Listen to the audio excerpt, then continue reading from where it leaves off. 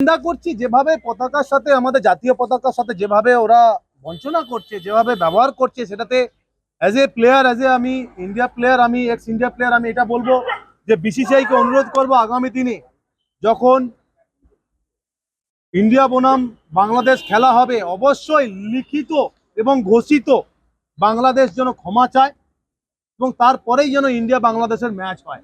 কারণ যেভাবে বাংলাদেশের মানুষরা জাতীয় পতাকার সাথে ব্যবহার করছে সেটা একদম মেনে নেওয়া সম্ভব নয় এবং আমি ঘৃণা করি এবং আমি বিসিসিআইকে অনুরোধ করব এর জবাব অবশ্যই চেয়ে পাঠাক।